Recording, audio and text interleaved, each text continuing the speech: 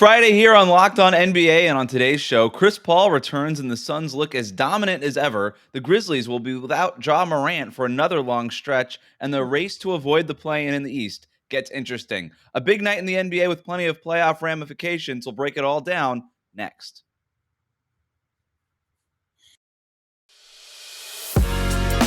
You are Locked On NBA, your daily NBA podcast. Part of the Locked On Podcast Network, your team every day.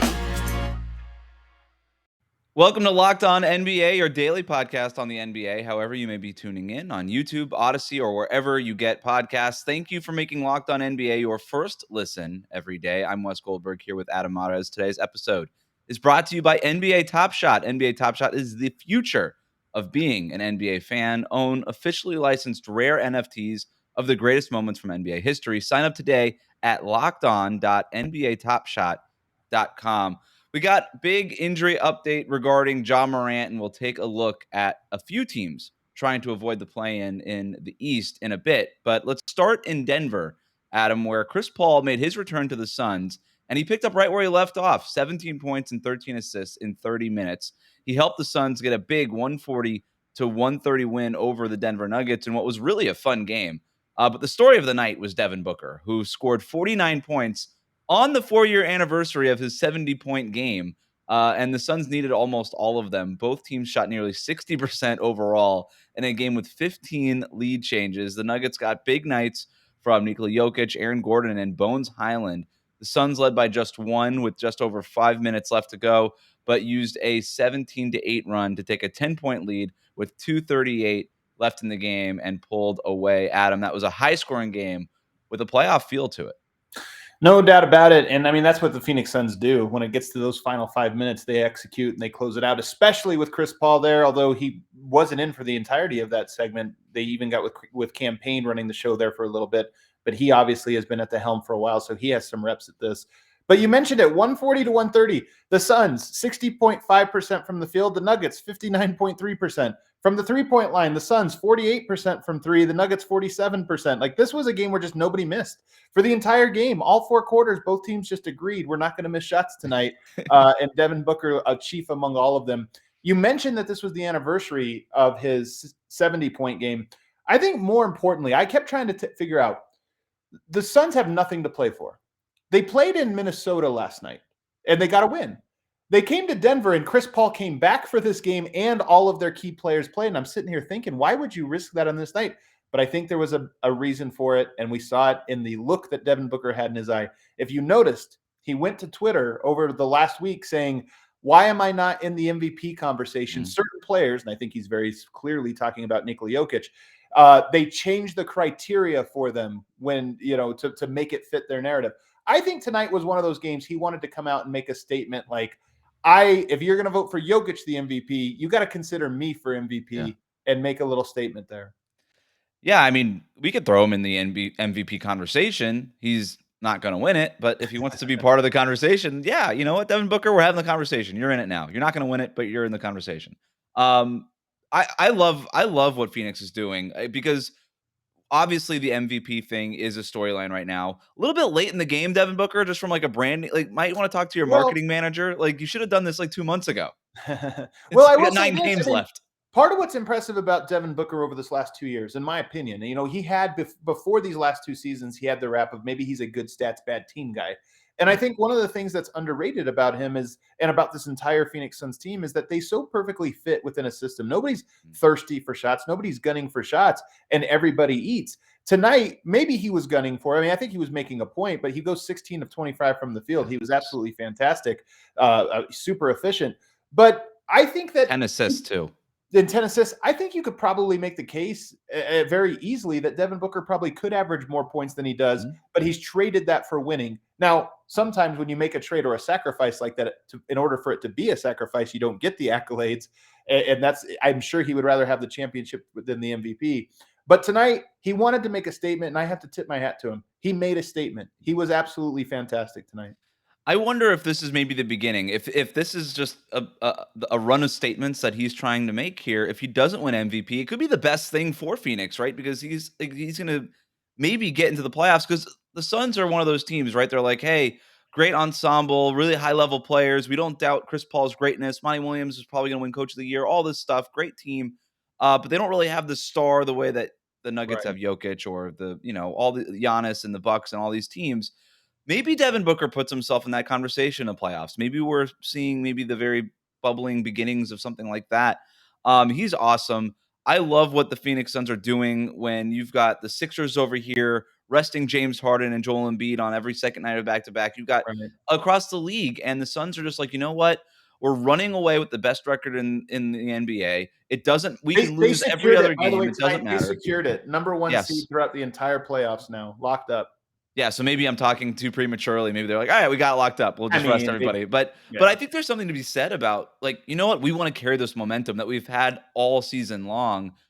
They even bring Chris Paul back when we didn't think that might happen. It sounded like it was a little bit sooner than most people expected. So I love what they're doing. And I think they're the most dominant team in the NBA. They showed it tonight, even though I was really impressed with what the Nuggets were able to do. I'd like to talk about them for a little bit. But Phoenix is just, you can't like bother them, right? Like, this was a tight game So with a true. playoff feel, and it was physical, and they were just like, you know what? We're going to win by 10 anyway. Right. They're very confident. I mean, it almost had a sense of inevitability. I put on Twitter, I thought this might have been a top 5 game for the Nuggets all year. Like, it's funny to say they lost at home on a team against the back-to-back by 10 points. And I look at it and I go, man, I don't know, they played 5, 6, 7 games better than what they did tonight. They executed pretty well. They had turnovers. That was the one issue, but they shot well. Lots of guys stepped up, including Bones Highland, who I think is creeping into the conversation for making an all-rookie team. If you look at what he's doing, I believe he now leads all rookies in three-point makes. He's shooting somewhere around 48.5% or 38.5% on volume three-point attempts this year, and he's really – a lot of your rookies are on bad teams. They're playing a lot of minutes. Bones Highland has been tasked with being on a team that all year has been right on the cusp of playoffs or play-in. So it's been pressure minutes. He's had to fight and work his way into the rotation. He's firmly there. And on some nights, including nights like tonight, he's one of the 2 or 3 best players on the Nuggets roster. So he's, to me, I think that people are starting to get to him. Maybe it's too late, but I would not be surprised if he wound up on an all-rookie team this year as one of the 10 best rookies. That's how impressive he's been over the last 2 months. He's kind of, obviously he's in his rookie year, but then you look at like what Jordan Poole is doing for Golden State in year 3, what Tyler Hero is doing for Miami in year 3, and I feel like Bones Highland is just right there, starting his career in the NBA with good teams with a rational confidence, but he's going to fit in, and it's almost going to give, I think, the way that those like Jordan Poole and Tyler Hero give those egalitarian offenses a little bit of a do-it-yourself flair. You could see maybe Bones doing that too. My other Bones Highland take is that Bones is an awesome nickname, and we know that. I don't think enough attention is given to just how awesome his full name is. Like, Highland is also an all-time really good last name in the NBA. There's so much you could do with that, but we don't even talk about how awesome his last name is because Bones is what he goes by. Just, you can't fail with that. You really can. And he's got the personality and swagger, by the way, to match it up. I mean, he's in Denver and he was a 26th pick, so I think it's a little slow of people coming around. But this guy's just a great, great personality. Yeah. He's got incredible vision. I mean, he was kind of labeled as a shooting guard. Maybe I've heard like Lou Williams, or Jamal Crawford, the 6th, always going to try to score, lots of moves. He's really got great feel for the game, great vision, great passing, and he's a lot more of a point guard than I expected, on top of being this dynamic scorer. Tonight he goes 4 of 8 from the three-point line. As I mentioned, he just set a Denver Nuggets record tonight. He did a Denver Nuggets record for most three-pointers made in a season by a rookie, surpassing Jamal Murray's record, which is pretty phenomenal when you consider he came off the bench all year. So really, really exciting player. 23 points tonight. He's going to be an exciting, probably a guy you're going to hear about a lot going forward. Well, I'm glad I got him on my fantasy dynasty league. You and I are on Yeah, nice. Yeah, we're good. You and I are on the Bones wagon. It's official. Just overall, zoom out, Denver Nuggets. I know they lost tonight against a just behemoth Phoenix Suns team. Yeah. But I was super impressed with them. I continue to be impressed with them. When you have Jokic, they've lost games that they shouldn't have lost this year for sure.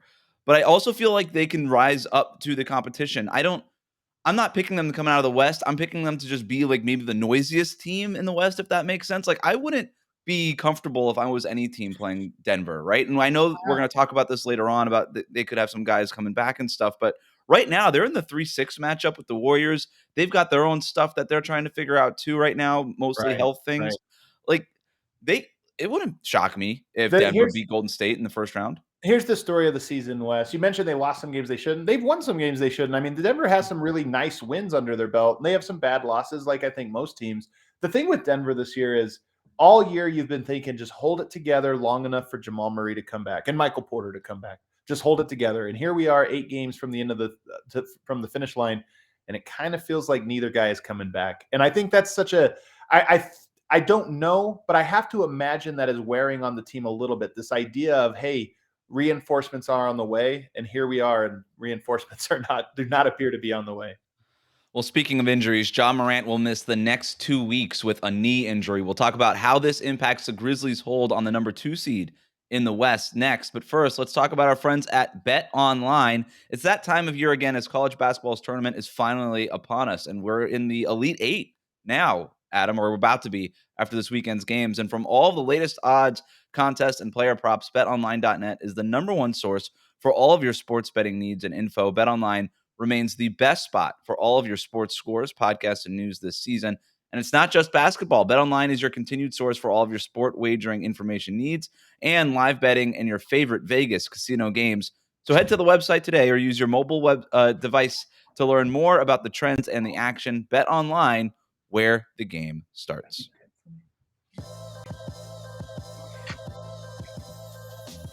Thank you for making Locked On NBA your first listen. For your next listen, check out the Locked On Now podcast, nightly recaps of every NBA game with analysis from our local experts. It's free and available wherever you get your podcasts. Let's go to Memphis. The Grizzlies wiped away the Pacers, beating them 133-103 without Ja Morant, who missed his 3rd straight game with a right knee injury. Desmond Bane had 30 points. Jaren Jackson Jr. added 20. But the story from this one is that before the game, Grizzlies coach Taylor Jenkins announced that Morant will miss the next 2 weeks, so effectively the rest of the regular season, with a knee injury. Adam, what does this mean for the Grizzlies? I mean, it means a lot because this is a team that's been one of the best stories, if not the best story in basketball, just a surprise team. They are 2 games ahead of Golden State for that 2 seed. And I think they're going to wind up in the 2 seed, although this injury maybe can complicate things. We'll have to just wait and see how it plays out. But it hurts because Memphis being a 2 seed, there's no bad teams in the West. I mean, they might face the Minnesota Timberwolves, maybe the Denver Nuggets, maybe the Los Angeles Clippers, really well coached. So they might match up with one of those teams. And you look at that and you think, are you going to have to integrate Ja Morant after being out for a couple weeks back into the rotation? Is there a little bit of a bumpy road when he does come back, even if it's just a game or two, when it's the playoffs? If you have one game, you give up one game at home, all of a sudden the entire series flips. So to me, it's unfortunate. It is a bit of a big deal. But as we saw tonight, and as we've seen actually, I think 15 times or something like that this season, even without Ja Morant, this Memphis Grizzlies team is damn good. I mean, they won tonight. They improved to 16-2 without Ja Morant this season. So, yeah, they can win. Desmond Bane putting up 30 points. You know, like Not even the most impressive part of his stat. Did you see this? Desmond Bane tonight in 24 minutes, plus 40. That's incredible. Plus 40 in 24 minutes. That's insane. I feel like that says more about the Pacers than it does about Desmond Bane, but it is insane. The one thing about the Grizzlies, you mentioned they have a 2-point or a 2-game lead for the number 2 seed, 2.5 maybe. They have the toughest schedule remaining. 8 games left. One of them is against Phoenix. One is against Golden State. That one could be very important. One is against Milwaukee. Another against Boston, Utah, and Denver. This is a tough stretch coming up. Like their easiest games are against the Pelicans and the Spurs, and those aren't like walks through the park either. Those are teams like right on the cusp of the play-in, and in the Pelicans' case, in the play-in. So I don't know. This could be a little tough. I think the best thing going for the Grizzlies right now is that the Warriors are sort of dealing with their own injuries and that Steph is out too. So I think they'll end up staying at number 2. I'm willing to bet on Memphis against the field, even despite the schedule. But it is tough. But Golden State's got Atlanta coming up and at Washington, at Memphis. So a little road trip there. It culminates, by the way, they play Memphis. Golden State will be on the second night of a back-to-back. So that huge swing game, it could all come down to that. And again, Golden State will be on the second night. Then they come home and play Phoenix and Utah. So they don't have exactly a cakewalk schedule either. And I have to imagine with the last 1,015 days, whatever it's been, that the Warriors have had since Klay Thompson first went down, I have to imagine that the Warriors are maybe less motivated to gun for a 2 seed. I think they still obviously want it, but maybe less motivated to do that and more concerned about let's get ourselves healthy, rested, and ready for this, what Yeah. should be a very long playoff run for them. Steve Kerr basically said that the other night in Miami when he was down here, and he said a reporter asked him, how do you balance, basically gunning for a higher seed and health, and he says there is no balance. Health is the priority. Period. Yeah. Let's head to Toronto, where the Raptors topped the Cavaliers 117-104 to tighten the race for the 6th seed in the East. Pascal Siakam matched his season high with 35 points, and he did it on a tidy 12 of 20 shooting and 6 of 7 from three-point range. OG Anunoby also made his return to the Raptors after missing 15 games with a fractured right finger. He finished with 14 points.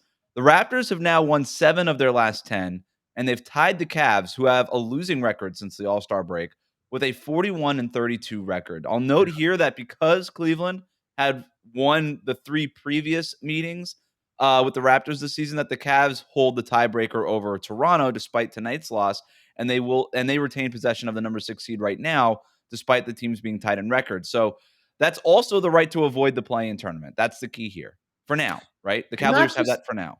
And here's the thing. This is the same for Denver, same for Minnesota. Like, there's some really good stories in the NBA of teams that have really come together, and Cleveland's one of them, right? They were in the top 3 in the East for most of the year. They're on a little bit of a slide here, and they might go to a play-in. And by the way, if you do fall to the play-in, congratulations. You got to play the Kevin Durant, Kyrie Irving in the first play-in game. And if you lose that one, maybe you got Trae Young or maybe LaMelo Ball. So it's entirely possible that this Cinderella season for Cleveland could end up being a nightmare finish that completely almost invalidates it in some ways, the run that they've been on.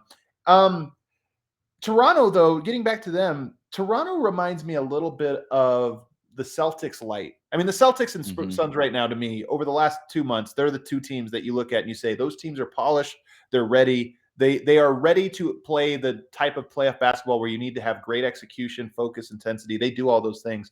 Toronto is not quite that level because they don't have the talent. But what they've done lately against Philadelphia, against Denver, against Minnesota, they just are a really good team that knows who they are. They know their identity. They use their length really well. And they're starting to play their most impressive ball. So to me, I look at them and I say, the East is really tough. The first round is going to be tough for all 8 teams. And Toronto is going to be a very good underdog in that first round. I think no matter what happens with the Cavaliers or the Raptors, both teams should feel really good about what they did, because just like everything you're saying about Toronto is everything that we were talking about Cleveland before they were dealing with all these injuries. Is okay, you found something that works for you, awesome, and you're winning games that way. I didn't mention Scotty Barnes, and what was interesting to me about this game, it was Scotty Barnes versus Evan Mobley, right? And Evan Mobley is going to win Rookie of the Year. It's going to be him or Cade Cunningham, and I think Mobley's going to end up getting it just because of how impressive he was for the beginning of the year. And that matters because Cade Cunningham got out to a slow start. So I think Mobley should win it. Scotty Barnes might end up being the better rookie or better player. And it wouldn't shock. I'm watching him, and he had 11 points and all this. And it was a fine night. It wasn't Scotty Barnes' best game from his rookie year, but you just watch him, man, and his feel for the game is such a high level. His passing is in transition is just so instinctual and so awesome. We already know about the defensive stuff, guards all 5 positions. He's closing out. He's seeing things happen before you see them. He doesn't play like a rookie. And I was trying to think of what's the best comparison for Scotty Barnes. And I thought I like that you made the Boston comparison. I was like, is he Jason Tatum? He's not really. Is he Jaylen Brown? No, I actually think his feel for the game is better than Jaylen Brown's. For sure. Is he what we thought Ben Simmons would be? They're different. Like Ben Simmons is almost in a lot of ways more dominant at certain skills, like fewer but certain skills. What's cool about Barnes, he's just so well rounded. Like he does so many things at a high level. He thinks the game at a high level. I mean, as you mentioned, his stat line tonight is being underwhelming a little bit. It's both underwhelming but impressive because he had 11 points, 6 rebounds, 4 assists, 2 steals, 1 block. That's just a little bit of everything. So, and that's kind of what he is. So to me, he's a basketball player. He can do a lot. And as the league moves more and more towards positionless basketball, he reminds me of the type of guys that you find on the Celtics, that you find on the Suns, that you find on the Milwaukee Bucks. He is a championship caliber piece. Even if he's not a star, or if he doesn't become a star, although I think he will be a star in some I think capacity. he's like Draymond Green with a higher scoring ceiling. You know what I mean? It's so hard. Whenever you I know. compare somebody to like the greatest of their generation, he's the greatest He's the defender of closest the thing I've seen generation. to Draymond, though. He's the closest thing I've seen to Draymond. He's really Of good. all the soon-to-be Draymond Greens, of all the Semi Ojales, Right. Scotty Yeah. Barnes is much closer. The Shemi Ojale Draymond Green scale. He's closer to Draymond. Okay. That's good. Well said. Let's go to New Orleans. Devontae Graham hit 5 3-pointers on his way to a season-high 30 points. CJ McCollum scored 25. The Pelicans beat the Bulls 126-109. Zach LaVine scored 39 points and had a monster dunk, while DeMar DeRozan rested with an injury. But the Bulls lost for the 5th time in 6 games. They are now have just a 1-game lead over the Raptors and the Cavs for that 5th seed. They could slide. Things are getting tight between 5 and 7 in the East. Oh, so very, very tight. And unfortunately, the Bulls, the East is sad, man. Like we're talking about all these teams that have had great runs. The Bulls are one of them. The Cavs that we just talked about, but the Bulls were right there, the 2 seed, and then in the blink of an eye, here they are all the way down. They too could fall into the play, and only 1 game ahead of Cleveland and Toronto. So they're another team that, you know, after all of the great things that have gone on for them, DeMar DeRozan's renaissance, all of this stuff, they might just find themselves in the worst possible spot.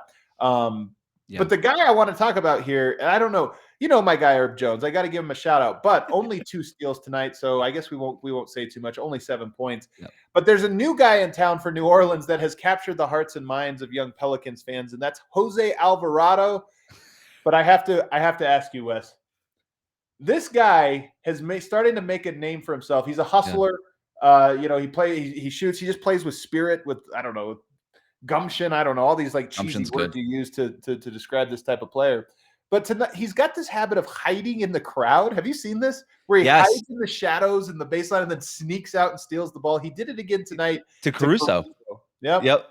It was great. Did it to Caruso, and then Caruso was like, where did this guy come from? And then he takes 1 extra step, gets called for a travel. I have never seen anybody in the history of this league, as long as I've covered it, celebrate an opponent getting called for a travel with the amount of intensity that Jose Alvaro did. I'm trying to think of his name. It was Marcelo Huertas. I remember him doing this one time. He was playing with the Lakers, and he hid behind a ref, and he actually literally hunched and crouched behind the referee and then ran out to steal the ball. Here's my thing. Everybody loved it. You love this from Jose Alvarado tonight. I'm going to be the ultimate grouch. I hate it. I hate this try-hard BS, hiding in the stands and then coming out for the steal. It's so corny to me. This is total Duke March Madness, slapping the floor BS. Jose Alvarado, he's out the club. Herb Jones is still my guy. Locked on Herb Jones, always, every Friday. Finally, in Milwaukee, no Giannis, no Middleton, no problem for the Bucks. They beat the Wizards 114-102. Drew Holiday, 24 points, 10 assists. Grayson Allen adds 21 in a game that the Bucks never trailed. Bucks coach Mike Budenholzer is hopeful that Middleton can return from a sore left wrist in time for this weekend's game in Memphis, although he did seem a little bit more unsure and cautious about when Giannis might return from a sore right knee, but it doesn't sound like there's anything serious to worry about as they ramp up and get prepared for the playoffs. Coming up, how often have you said, who the heck is that guy, while watching an NBA game this season? We rank the best of that bunch next. We changed our mind, Wes. Ah, crap. I forgot. We have a different power ranking. We have to just reveal it on the other side. That's right. What is it? Top questions? I got 5 questions for the end of the season. How often have you said, what the heck are we doing next segment? That's coming up next on Locked On NBA. Today's episode is brought to you by NBA Top Shot. NBA Top Shot is the officially licensed NFT of the NBA. Connect with a community of hundreds of thousands of NBA fans as a natural progression of fantasy sports, a way to upgrade your experience as an NBA fan. This is the future of what being an NBA fan looks like. It's part trading cards. Every moment on Top Shot originates in a pack. Unlike trading cards, these aren't still images on cardboard. These are officially licensed NFTs of the greatest moments from NBA history. Akin to the stock market for the NBA, every day, millions of dollars worth of NFTs are traded back and forth between tens of thousands of NBA fans around the world with full transparency, which is really cool. So you get to watch all of this stuff happen right in front of you. It's just constant just engagement with this thing. It's a fun way to spend your time. Investors include Michael Jordan and Kevin Durant, not to mention Will Smith. There are also tons of NBA players in the community. Tyrese Halliburton, Cole Anthony, Harrison Barnes, for example. I know that they're on this stuff all the time. If you sign up for Top Shot today, the best way to start is by getting yourself a starter pack. You could pull an NFT of a superstar like LeBron or KD, or star rookies like Cade Cunningham or Evan Mobley or Scotty Barnes for $9. And if you didn't pull your favorite player from the starter pack, you could snag moments from the marketplace that appeal to you. So if there's a highlight that you're just desperate to have, go to the marketplace, see what the price is, pay for it. It's that simple. Challenges are the best way to earn exclusive moment NFT rewards. Complete challenges to unlock exclusive moment NFTs. You could treat Top Shot like the best of daily fantasy sports. Top Shot's moments can get you access to events and can be used in fantasy minigames on a regular basis. NBA Top Shot is the future of being an NBA fan. Own officially licensed rare NFTs of the greatest moments from NBA history. Sign up today at lockedon.nbatopshot.com. Today's episode is brought to you by Built Bar. Built Bar is truly a standout among protein bars with its exceptional nutritional profile and so many delicious flavors. Built Bar is the favorite protein bar of many discerning fitness trainers and fitness enthusiasts alike.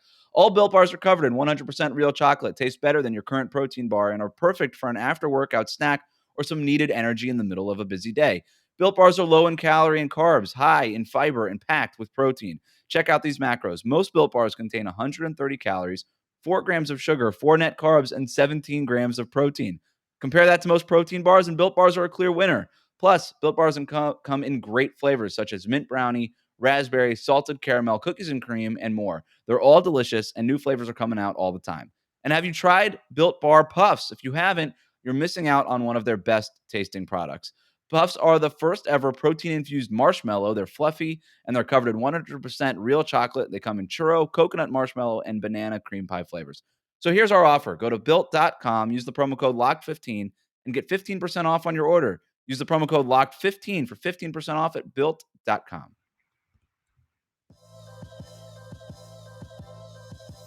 Okay, it's Friday, so that means we're counting down to the weekend. And today we are ranking the top 5 storylines remaining for this season. The top 5 questions that we have over the final 9 or 10 games of the regular season. What do we got, Adam?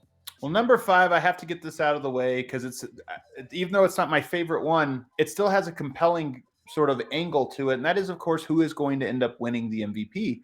We sit here, and Wes, we've been talking about this. Not when I say we, I don't mean you and I mean the entirety of the earth has been talking about the MVP race since October, whenever game started. But here's what's funny. Jokic, Giannis, Embiid. I just feel like it's going to be one of those 3 guys. I mean, it's all but been narrowed down there. Here's the thing. Jokic, who's sort of taken maybe a late lead here, is now real in serious danger of falling into the 7th seed along with the Denver Nuggets. Joel Embiid, there's a chance he's kind of lost some momentum lately, especially with the 76ers slipping and some high-profile, humiliating losses. They're still within striking distance of being the 1 seed. That would be a pretty statement thing, and I think he would win it. And then you have Giannis, who, even though he's been sort of the third leg on this race, the Bucks could very well be the number 1 seed, and he's having his best individual season statistically, so it could be him. So I feel like with only 8 games to go, this question will probably flip meaningfully in those 8 games. The Bucks right now are just a game behind Miami.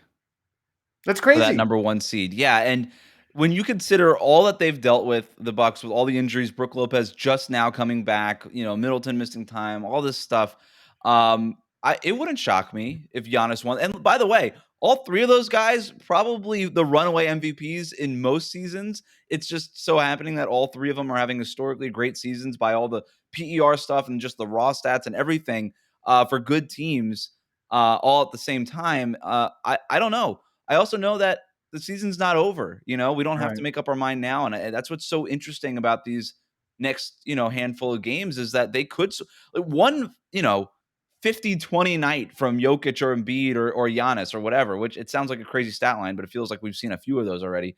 That could win. That could be enough, right? Like one big night could be enough to just put you over the top because it's that close right now.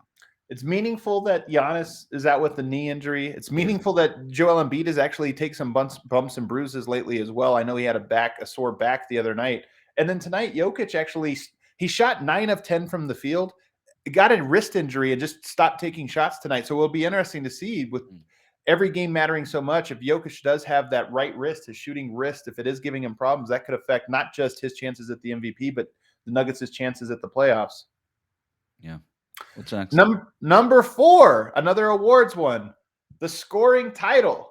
The scoring title is still very much up for grabs. We, on this very show, broke the news that, I guess we didn't break it. We gave the opinion that has become very popular recently that LeBron James is gunning for that scoring title to set it at age 30. Is he 37? I think he is 37. Age 37.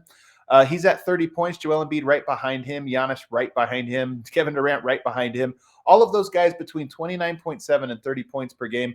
I honestly believe you look around at these last few games, all of those guys are within just a couple points of one big game, 150-point game from taking the lead here. I think we're going to see these guys gunning for it down the stretch. I think we're going to see some 50-point games from Kevin Durant, from LeBron James, maybe even from Giannis and Joel Embiid. And I'm just excited to watch it because I think we'll enter that last night of the NBA season with all of those guys being aware exactly how many points they need to take the lead. I mean, if Embiid or Giannis end up with the scoring title, they could also end up with the MVP, right? Because it could just take that huge performance to kind of give them the edge, like we were just talking about. I'm kind of rooting for LeBron to get it. I just want to watch. I don't know why. I guess I just want to watch history. Like, it would just be crazy at 37 years old for him to get it. You left out one name. It's Kyrie Irving at number 5, 28.5 points. I don't think he would qualify from a games played standpoint. I'm not really sure how the scoring title work. But he shouldn't be. Whatever the rules are, they should be. I know that we just changed rules in New York so that Kyrie Irving can play. We need to change rules in the NBA so that Kyrie Irving is not allowed to get the scoring title. Like, that would be ridiculous. You're probably right about that because he only has 20 games. So to me, I'm actually okay eliminating him. I do think you got to play at least half of them. I think Kevin Durant, I think that number might be 60, and Kevin Durant's only at 46. So he too might be eliminated, which is a shame because it would be fun going into that final day and seeing Kevin Durant and LeBron James both kind of knowing that each other are going to be going for a big point total. Who do you think gets it? I think it's going to be LeBron. And it brings me no joy to say this. LeBron plays the Denver Nuggets twice over the last 4 games. I have a feeling that he's going to look at those games and be like, no rim protector, nobody on the perimeter to guard me. Yep. I got it. Sorry, Bones. I'm taking Bones on a switch every time. Sorry, Bones. Yeah. All right. Next storyline. These next 3 are really good. Number 3, who will be rusty? Who will be rusty? So Steph Curry is out. He's expected to return maybe before the playoffs, maybe not.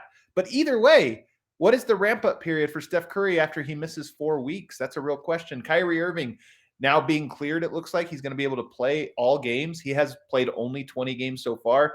Is he ready to play every night, back-to-backs every other night? Is he ready for that load? Chris Paul just came back. What's he going to look like? Ja Morant now might be out and then have to reintegrate. And then you mentioned it earlier, but OG Anunoby. And then there's a whole host of other players. We'll get to, the guys that might not be coming back. But even if an Anthony Davis comes back or a Jamal Murray or any of the Kawhi Leonard, Paul George, whatever, any of those guys, the question's going to be, what do you get from them?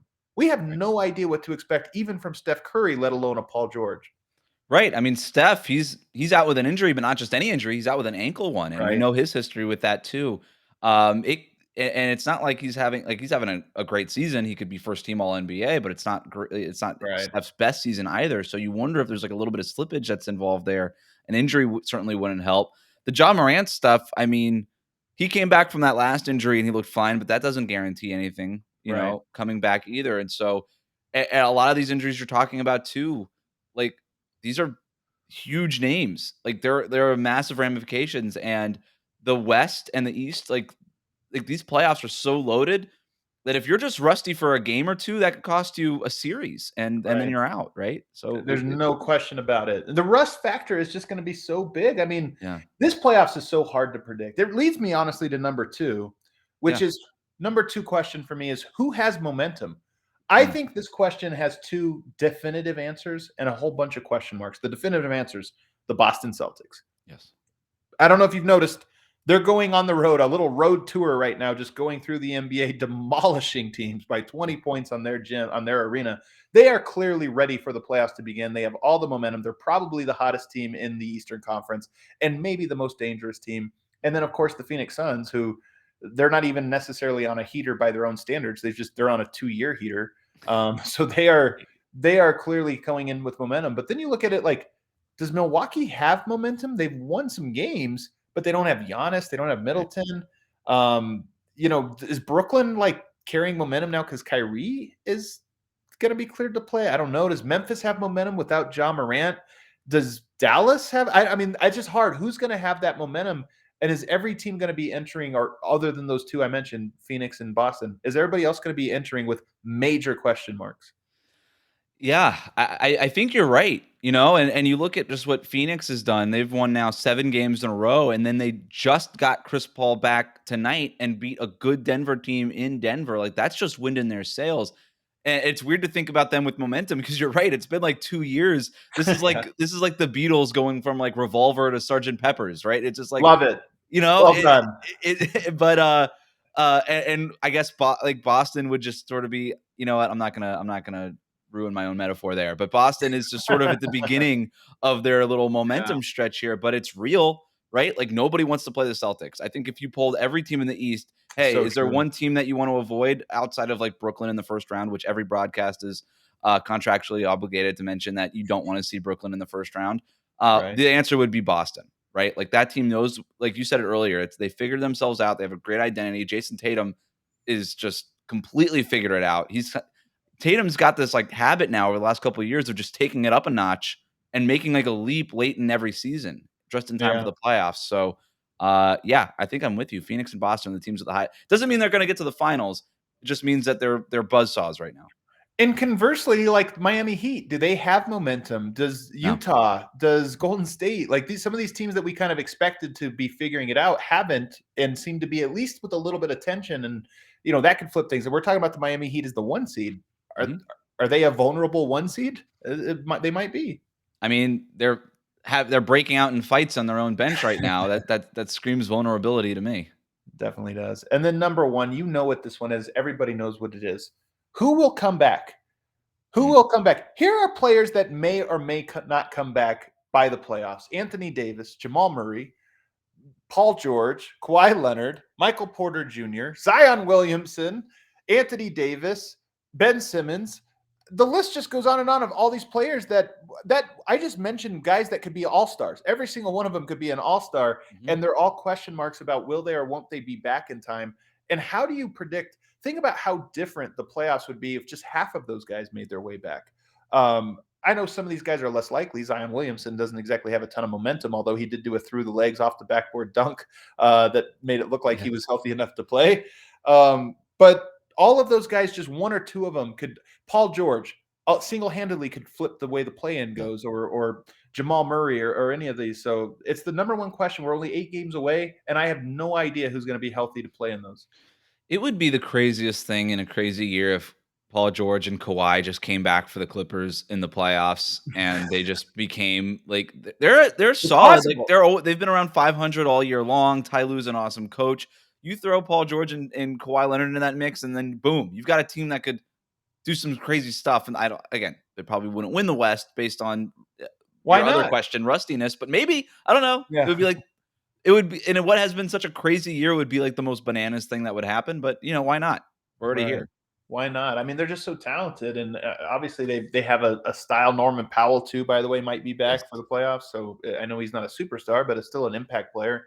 So yeah, it's the number 1. I can't ever remember a situation like this, Wes, where we are 2.5, 3 weeks away from the playoffs and the play-in beginning, and I'm sitting here thinking there's 12 all-star caliber players that we just don't know yet, definitively in, definitively out. And then you add the Steph Currys to the list and players like that who we know will be back, and just what kind of status will they have? Ja Morant. This playoffs is just so unpredictable. I'm excited for it.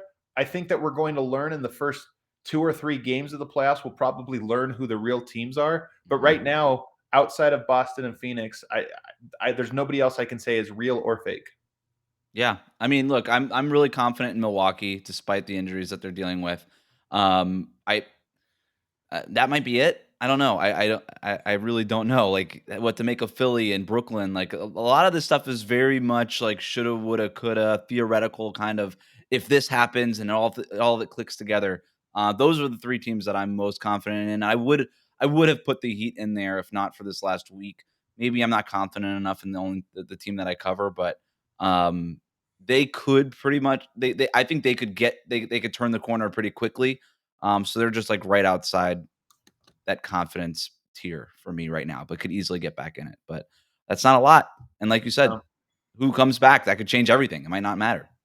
Totally true. Should be interesting. Will be interesting. That's a wrap for us. Remember to subscribe to new episodes of Locked On NBA wherever you listen to podcasts for 30 minutes of the NBA's top stories every day. You could find me over at Locked On Heat and Adam over on Locked On Nuggets. Thank you for making Locked On NBA your first listen. Have a great weekend, everybody.